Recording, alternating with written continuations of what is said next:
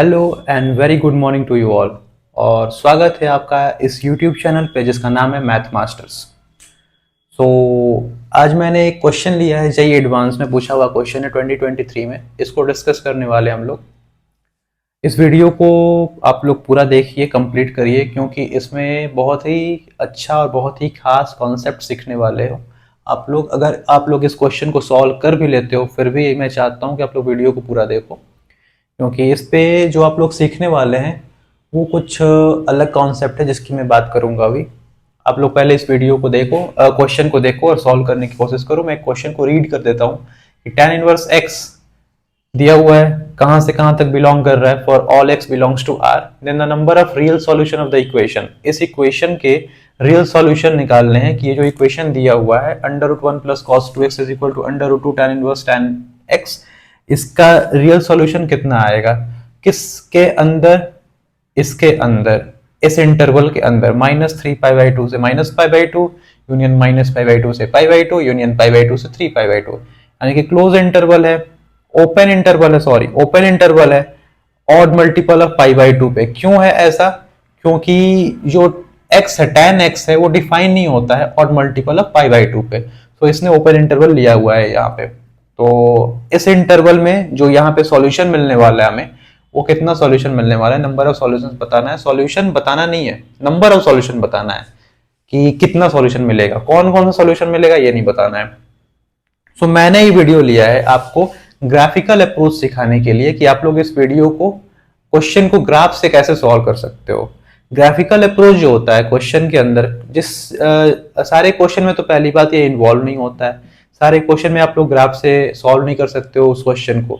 जैसे कि मैट्रिक्स का क्वेश्चन आ गया, उसमें क्या ग्राफ बनाओगे आप लोग। पर कुछ कुछ टॉपिक्स ऐसे हैं, फंक्शन, आईटीएफ, ट्रिग्नोमेट्री, कैलकुलस के कुछ टॉपिक्स, इनमें ग्राफ इन्वॉल्व होता है। कुछ क्वेश्चंस उनके हम लोग ग्राफ से सॉल्व कर सकते हैं, खास करके ऐसे क्वेश्चंस जिनमें नंबर ऑफ सॉल्यूशन पूछा गया हो। ग्राफ से ऐसे क्वेश्चन बहुत ही सिंपल और बहुत ही इजी हो जाते हैं।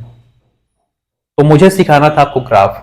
बहुत लोगों को ग्राफ में प्रॉब्लम होती है, तो मैं आपको बता दूं कि मैं इसी चैनल पे आप लोगों के लिए एक ड्रिल लेने वाला हूं, जो कि वहां पे हम लोग ग्राफ की बात करेंगे, ग्राफ सीखेंगे, ग्राफ बनाना सीखेंगे, ग्राफ से क्वेश्चन को सॉल्व करना सीखेंगे, और ऐसे क्वेश्चंस को भी वहां पे हम लोग देखेंगे। और ये बहुत जल्द इसी मंथ में होने वाला है बहुत ही जल्द, कुछ ही दिनों में स्टार्ट करने वाला हूं। और इसका एक वीडियो नहीं, इन सब्सिक्वेंटली बहुत सारे कुछ वीडियोस आने वाले हैं इस टॉपिक के ऊपर, ग्राफ के ऊपर। सो स्टार्ट करता हूं मैं क्वेश्चन को एक्सप्लेन करना। आप लोग देखो क्वेश्चन को कि कैसे with the help of graph इस क्वेश्चन को हम लोग सॉल्व कर सकते हैं। तो √1 + cos 2x को मैं लिख सकता हूं √2 cos²x। उम्मीद करता हूं कि आपको ये दिख रहा होगा कि ये ऐसा होगा। अगर नहीं दिख रहा है तो मैं बता देता हूं कि 2 cos 2x जो होता है वो होता है 2 cos² x -1। अगर मैं इस -1 को इधर लेकर आऊं तो ये हो जाएगा 1 + cos 2x is equal to 2 cos²x। So we can easily write 1 + cos 2x equal to 2 cos²x। तो ये आ गया अंडर रूट के अंदर √2 cos²x, और यहाँ पे तो वही रहने वाला है √2 tan inverse tan x। Okay, √2 दोनों साइड है तो कैंसिल आउट हो जाना है। अब ये आ गया √ cos²x, और √ cos² कितना होता है, cos x नहीं होता है, mod cos x होता है, और यहाँ पे है tan इनवर्स tan x। अगर आपको डाउट है कि ये mod cos x क्यों होता है, तो ये भी मैं बता देता हूं कि क्यों होता है। क्योंकि जो √x² होता है वो x नहीं होता है, वो mod x होता है। ऐसा क्यों? क्योंकि अगर मैं x की जगह पे -2 ले लूं वहां पे, तो ये -2 का होल स्क्वायर अंडर रूट के अंदर, और ये -2 तो आएगा नहीं, 2 आएगा, क्योंकि जो रूट से जो वैल्यू निकलने वाली है हमेशा पॉजिटिव वैल्यू निकलती है। -2 का स्क्वायर 4, और फिर 4 का √2, तो 2 आने वाला है, यानी कि मॉड में -2 आने वाला है, यानी कि वही 2 आने वाला है। इसीलिए मैं mod x² को mod x लिखता हूं, क्योंकि रूट के अंदर से जो वैल्यू आती है, जो ये वैल्यू देता है, हमेशा पॉजिटिव वैल्यू होती है। अगर मैं यहाँ पे x लिख दूंगा तो ये -2 हो जाएगा, जो कि बिल्कुल गलत है। तो √ cos² x mod cos x होगा is equal to tan inverse tan x। अब ये इक्वेशन हमारा सिंप्लीफाई हो गया, जो गिवन इक्वेशन था। अब इसका हम लोग ग्राफ ड्रॉ करेंगे और देखेंगे कि कैसे ग्राफ से इस क्वेश्चन को इजिली हम लोग सॉल्व कर सकते हैं, नंबर ऑफ सॉल्यूशन फाइंड कर सकते हैं। तो मैं इसको हटाता हूं, आप लोग देखो। सबसे पहले मैं बात करूंगा tan इनवर्स tan x के ग्राफ की। tan इनवर्स tan x का ग्राफ अगर आपको आता है तो बहुत अच्छी बात है, अगर नहीं आता है तो यहाँ पे देख लो। और अगर आप लोग और अच्छे से सीखना चाहते हो तो वीडियो में आगे जो वीडियो आने वाले हैं, जो वीडियोस मैं लाने वाला हूं, उसमें आप लोग ग्राफ को अच्छे से सीख सकते हो। सबसे पहले यहाँ पे tan इनवर्स tan x का ग्राफ ड्रॉ करते हैं। यहाँ पे आप लोग देख लो, ये बोल देता हूं π/2, यहाँ पे आ जाएगा 3π/2, यहाँ पे आ जाएगा -π/2 और यहाँ पे आ जाएगा -3π/2, क्योंकि हमें लेना है -3π/2 से π/2, -3π/2 से 3π/2, सॉरी। सो मैंने यही लिया है। अब मैं ग्राफ की बात करता हूं तो यहाँ पे कुछ ऐसा होगा, यहाँ पे कुछ ऐसा होगा। ये जो पॉइंट हो जाएगा ये हो जाएगा -π/2 और ये हो जाएगा π/2। यहाँ पे ये ओपन है, ओके, क्योंकि इस पे तो tan डिफाइन ही नहीं होता है। π/2 से 3π/2 की बात करूं तो यहाँ पे ऐसा आने वाला है। -3π/2 से π/2 -π/2 की बात करूं तो वहां पे कुछ ऐसा आने वाला है। तो ये बन गया हमारा tan इनवर्स tan x का ग्राफ, जो कि स्ट्रेट लाइन बन रहा है। मॉड cos x के ग्राफ की बात करें अगर, सबसे पहले cos x का ग्राफ आपको आना चाहिए। cos x का ग्राफ कैसा होता है? तो cos x का जो ग्राफ होता है वो कुछ ऐसा होता है, ऐसे। ये तो सबको आता होगा, बहुत इजी है।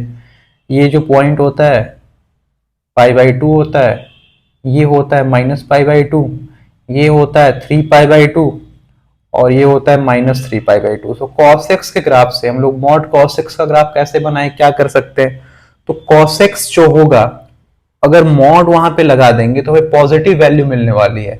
यानी कि जो वैल्यू ऑलरेडी पॉजिटिव है वो तो वैसे की वैसी रहने वाली है, और जो वैल्यू नेगेटिव है उसका हमें मिरर इमेज मिल जाएगा about x axis. So we get the positive value and we get the mod cos x।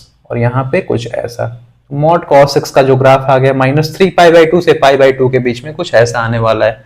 अब मैं इसी ग्राफ को उठा के जो tan इनवर्स tan x का जो मैंने ग्राफ बनाया है वहां पे मैं इसको बना देता हूं। हमें मिल जाएगा पॉइंट ऑफ इंटरसेक्शन इन दोनों कर्व का, इन दोनों ग्राफ का, और जो इसका और इसका जो पॉइंट ऑफ इंटरसेक्शन होगा, number of point of intersection जो हमें मिलेगा हमारे नंबर ऑफ सॉल्यूशन हो जाएंगे। तो अगर मैं इस ग्राफ को यहाँ पे बनाऊं तो मुझे मिलेगा कुछ ऐसा, ऐसा। So we can clearly see we got 3 points as the point of intersection of these two graphs. So number of solution of this, required number of solution of this equation will be 3.